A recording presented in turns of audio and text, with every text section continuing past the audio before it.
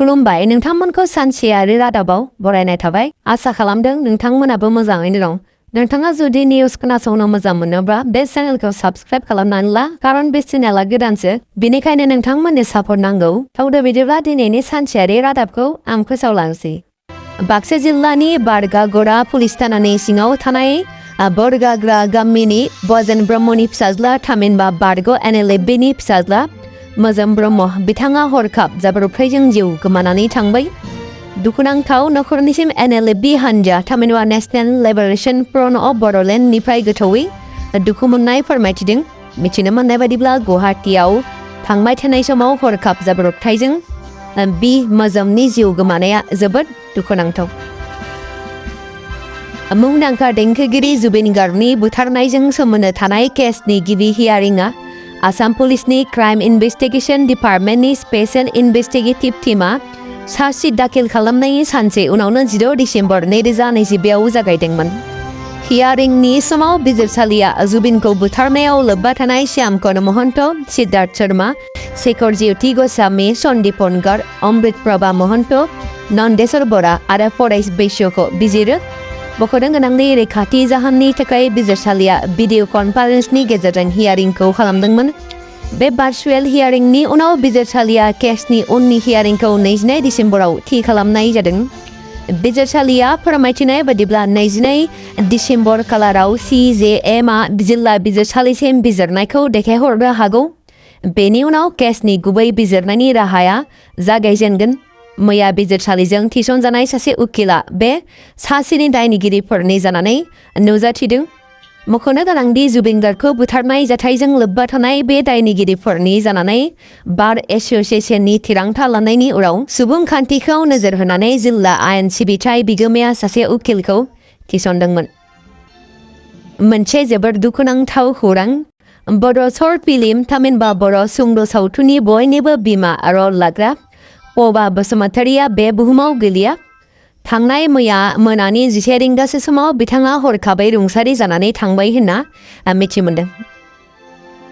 Assam physical एकाडेमियाव सोलोंथाइ लानानै साख्रि मोननो हानाय सानै लाइमोनखौ मैया गाजा गोमजायै बरायदों क'क्राझार गसाइगावनि आमलाइगुरियाव थानाय आसाम फिजिकेल एकाडेमिनि फिन गेदेरथार जाफुंसारनाय आसाम फिजिकेल एकाडेमियाव सोलोंथाइ लानानै साख्रि मोननो हानाय सानै बिजाथिफोरखौ फिन आरोबाव मैया गसाइगाव एकाडेमि महकुमानि आमलाइगुरि गामियाव थानाय आसाम फिजिकेल एकाडेमियाव गाजा गोमजायै बरायनाय हाबाफारि खुंफुंनाय जादों बे बरायनाय हाबाफारियाव बाहागो लानानै गासैबो सोलोंसाफोरखौ खुसिजों रंजाखांनायखौ नुनो मोनदों बड' राइटार्स एकाडेमिनि दैदेननायाव चिरां जिल्लानि काजलगाव गोदानै लुफुंजानाय बड' मिउजियामखौ बेखेवबाय मैया बड' मिउजियामखौ बेखेवनाय हाबाफारिखौ BTCनि हाग्रा बिफाननि मावफुं सोद्रोमा पानिराम ब्रह्म बिथाङा बेखेवनानै होयो बर' राइटार्स एकाडेमिनि आफादगिरि राजेन बसुमतारी बिथाङा खौरांगिरिफोरनि सिगाङाव मिथिहोयोदि बर' सुबुंफोरनि सानफ्रोमबोनि जिउआव बाहायजानाय दोरोङारि नखरारि मुवाफोरजों लोगोसे दोरोङारि दामग्रा आगजु आखाइजों दानाय लुनाय आरो गुबुन गुबुन मुवाफोरखौ संरैखा खालामनो थाखाय बे मिउजियामखौ लाहार फाहार खालामनाय जादों मख'नो गोनांदि बड' राइटार्स एकाडेमिया बर' माहारिनि जिउजों सोमोन्दो गोनां गोबां बिथांखिफोर सानखांदोंमोन जायनि गेजेराव बे मिउजियामा मोनसेमोन आरो बिथांमोना बे बिथांखिखौ जाफुंनायाव एबा मावफुंनायाव जाफुंसार जादों होनना दाबि दैखांदों मैयानि बर' मिउजियामखौ बेखेवनाय हाबाफारिजों लोब्बा लाखिनानै मोनसे मेलबो खुंनाय जादोंमोन बे मेलनि गेजेरजों बर' राइटार्स एकाडेमिजों दिहुनजानाय बिसम्बि मुंनि गांसे बिजाबखौबो पानिराम ब्रह्म बिथाङा बेखेवनानै होयो मैयानि बेखेवनाय हाबाफारियाव बाहागो लानानै BTCनि मावफुं सोद्रोमा पानिराम ब्रह्म बिथाङा गोबांथार बाथ्राखौ बुंथिनानै होनाय बायदिब्ला बिथाङा बुंदों बर' सुबुंफोरनि दोरोङारि सानफ्रोमबोनि जिउनि मुवाफोरखौ बे मिउजियामाव संरैखा खालामनानै साजायनाय दोननाय जागोन आरो BTC हाग्रा बिफाननि मावफुं सोद्रोमा पानिराम ब्रह्म बिथाङा बुंबावोदि बेनि गेजेरजों गोदान जोलैफोरा फैनानै गावसोरनि दोरोङारि मुवाफोरखौ नायनो हागोन आरो बेफोरखौ सिनायथिनो हागोन जों BTC खुंथायनिफ्राय बर' राइटार्स एकाडेमिनि बे हाबाफारिखौ बाख्नायदों आरो BTCआ थारैनो गावसोरनि नाजानायखौ आरोबाव गोसो बोनो हानाय मिउजियाम महरै जौगाहोनायाव हेफाजाब होलांबाय थागोन मैयानि बेखेवनाय हाबाफारियाव बिजनि रुपाली महाबिद्यालयनि आइजो फरायसाफोराबो दोरोङारि बर' मोसानाय आरो मेथाइ रोजाबनानै नायगिरिफोरनि गोसोखौ जै खालामनो हादों। मैयानि बे हाबाफारियाव नुजाथिफैनाय मख'जाथाव आलासिफोरा BPF दलनि मिरु लेङाइ आफादगिरि सुद्द बसुमतारी आरो काउन्सिलर सुक्र सिंह मोसाहारि बिथांमोनाबो बाहागो लादोंमोन। आलादा रायजो बड'लेण्डखौ सोरजिनो थांखि लानानै दाजानाय बन्धुआ फिन आलादा रायजो बड'लेण्डनि थाखाय फिन गोदान दिल्लीयाव आगान सुरलांबाय, जेराव बन्धुनि गाहाय आफादगिरि बनजित मंजिल बसुमतारीया जन्तर मन्तराव थामहिनबा दिल्लीयाव थानाय जन्तर मन्तराव दिनै बिथांमोना गोख्रोङै सोमावसारनो थाखाय आगान सुरलांबाय, जेराव बिथांमोना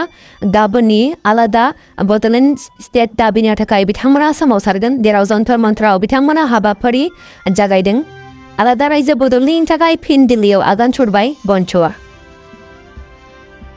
साननैसो सिगाङाव गवानि मोनसे नाइट क्लाबाव गिख्रंथाव अर खामनायनि उनाव खारखोमानानै थानाय दायनिगिरि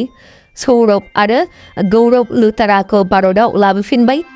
इन्डिग'नि फ्लाइटआव दिल्लीयाव ओंखारनाय लोगो लोगोनो गवा पुलिसा सानैखौबो खायो। सुलुंनिफ्राय मिथिनो मोननाय बायदिब्ला बिरखंनिफ्राय ओंखारनाय लोगो लोगो बिदा फंबायखौ पुलिसा गावसोरनि आवथायाव लाङो। हमजानायनि उनाव बिसोरखौ मेडिकेल आनजाद नायनाय जागोन। बेनि उनाव बिथांमोनखौ ट्रानजिट रिमान्डनि थाखाय दिल्लीनि पटियाला बिजिरसालियाव पेश खालामनाय जागोन। थांनाय 11 दिसेम्बर खालि गवाया पुलिसा लुथारा बिदा फंबायनि पासपर्टखौ केन्सेल खालामदोंमोन। बेनि उनाव थाइलेण्डनि फुकेटनि हटेल इन्डिग'आव सानैखौबो नुनो मोन्दोंमोन। 12 दिसेम्बर खालि बिथांमोनखौ फुकेटनिफ्राय बेंककआव दैथायहरनाय जादोंमोन, जाय खान्थियारि महरै बिथांमोनखौ हमनानै भारतसिम लाबोनानै फैदोंमोन। बे समावनो सानैबो बिदा फंबाया सिगांग्रो जामिननि थाखाय आर'ज होलाय होदोंमोन, नाथाय रहिणी बिजिरसालिया बिथांमोननि आर'जलाइखौ नेवसिनानै जोबथेसालियाव थानायखौ रोखा खालामो। मंगलबार खालि एबा मैया हवाजा जिल्लानि लामदिंआव गिबि मन्त्रि आइजो एन्टारप्रेनारशिप स्किमनि सिङाव चेक राननानै हादोरसानि गिबि मन्त्रि डक्टर हिमन्त बिश्व शर्मा बिथाङा खौरांगिरिफोरनि सिगाङाव माखासे बाथ्रा बुंथिदों। बिथाङा बुंदों, बांलादेशखौ लानानै राहुल गान्धी आरो MLA अखिल गगৈजों लोगोसे कंग्रेसनि दैदेनगिरिफोरनि सायाव खेंफोरथि होदों। मख'नो गोनांनि गिबि मन्त्रिया बुंदों दि थांनाय बोसोरनिफ्रायनो सा सानजा हादोरखौ भारतनिफ्राय आलादा खालामनानै बांलादेशआव सरजाबनो नाजागासिनो दं। नाथाय भारत हादोरा मोनसे गोख्रों हादर, परमाणु गोहो, भारतआ बुहुमनि ब्रैथि देरसिन रांखान्थि हादोर, बिदिब्ला बांलादेशआ माबोरै बिदि खालामनो हागोन? बे सानस्रिया गावनो गोरोन्थि।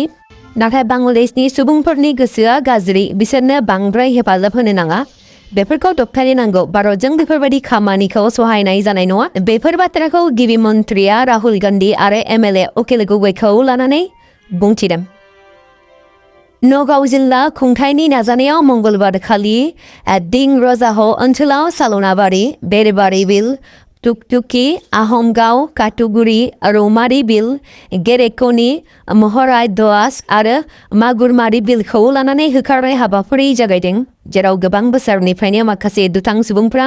बत्रवा आरो दिं मौजाफोरनि बे दैब' ओनसोल एबा माखासे दैफोराव आयेन बेरेखायै ना हमगासिनो दंमोन। दुथांफोरा दैब'नि गेजेराव गिदिर गिदिर दंग'फोर जावदोंमोन, जायनि थाखाय बे फुख्रिफ्राव दैनि मिथिंगायारि बोहैनाया हेंथा जादोंमोन। बे समावनो जायगानि आफादफोरा गोबाव समनिफ्रायनो दाबि खालामगासिनो दंमोन दि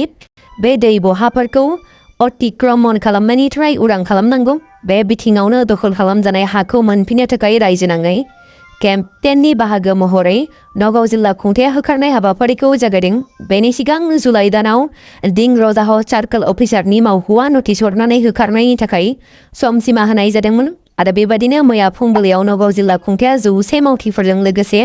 माखासे पुलिस मावथिफोरखौ लानानै आइजें आइला बाहायनानै मावदांसाफोरखौ होखारनाय हाबाफारिखौ जागायो। क'क्राझार जिल्लानि बड'फा नोगोराव थानाय ग्रीन फिल्डआव मुलुग गोजोननि थाखाय बाथौ आर'ज लोगोसे खेराइ फोरबो फालिदों। बाथौ ट्रेडिशनेल एन्ड कालचारेल रिसार्च सेन्टारनि बानजायनायाव आरो लोगोसे खुंफुंनाय गोजोन खौसेथि आरो अनलायनायनि थाखाय आर'ज आरो खेराइ हाबाफारियाव